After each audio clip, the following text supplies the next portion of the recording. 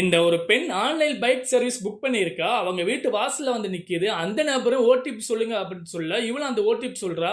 ஆனா இது online bike service book நபர் கிடையாது. இது இவளுடைய கம்பெனி மேனேஜர். இது அவளுடைய அம்மாக்கு தெரியாம இப்படி பண்றா.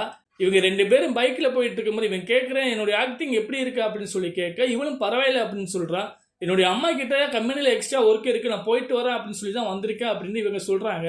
இவங்க 2 பேரும் பைக்ல போயிட்டு இருக்கும்போது ஒரு சூப்பர் மார்க்கெட்ல ஸ்நாக்ஸ் வாங்கிட்டு போறாங்க. அப்ப இவ கேட்கிறா நம்ம படத்துக்கா போறோம் அப்படின்னு சொல்லி கேட்க, இவனு இல்ல அப்படின்னு சொல்லிட்டு என்னுடைய வீட்டுக்கு போறோம் அப்படின்னு சொல்றான். இவனு சரியா அப்படின்னு சொல்லிட்டு அந்த பைக்ல 2 பேரும் கிளம்பி போறாங்க.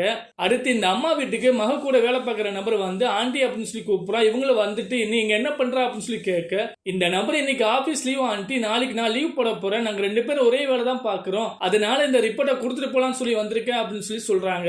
அந்த அம்மாவும் சொல்றாங்க இன்னைக்கு அவ ஆபீஸ் போயிருக்காள அப்படின்னு சொல்லி சொல்ல, அவங்க ஏன் ஆபீஸ் போனாங்க இன்னைக்கு லீவ்ல அப்படின்னு சொல்லி சொல்ல, இந்த அம்மாவும் அந்த மேனேஜர் தான் போன் பண்ணி வர சொன்னாங்க அப்படின்னு சொல்லி அம்மா சொல்றாங்க. இந்த நபரும் சொல்றான் இது உண்மை கிடையாது அப்படின்னு சொல்லிட்டு உடனே அவங்களுக்கு கால் பண்றான். இவனும் போன் எடுத்துட்டு ஹலோ அப்படின்னு சொல்ல, அவனு நீ நல்லா இருக்க அப்படின்னு சொல்லி கேட்டுட்டு, நான் உங்க வீட்டுல தான் இருக்கேன், நான் நாளைக்கு லீவ் போட போறேன், நான் ரிப்போர்ட்டை கொடுத்துட்டு போகலாம்னு சொல்லி வந்தேன் அப்படின்னு சொல்லி சொல்றாங்க. இந்த பொண்ணு சொல்றான் நான் வெளியில இருக்கேன், எங்க அம்மா கிட்ட சொல்லாத, நான் என்னோட பாய் ஃப்ரெண்டு கூட வெளியே வந்திருக்கேன் அப்படின்னு சொல்லி சொல்றாங்க. இவனு நீ எதுவும் கவலைப்படாதுன்னு சொல்ல மாட்டேன் அப்படின்னு சொல்லிட்டு அவனோட பாய் ஃப்ரெண்டு பேர் கேட்கிறான். அவளும் என்ன சொல்றான்னா குணால் அப்படின்னு சொல்றா. உன்னுடைய ஆபீஸ்ல வேலை பார்க்கறேன் அப்படின்னு சொல்லி கேட்க, இவளும் ஆமா அப்படின்னு சொல்றா. உடனே சரி அப்படின்னு சொல்லிட்டு போனை வைக்கிறான்.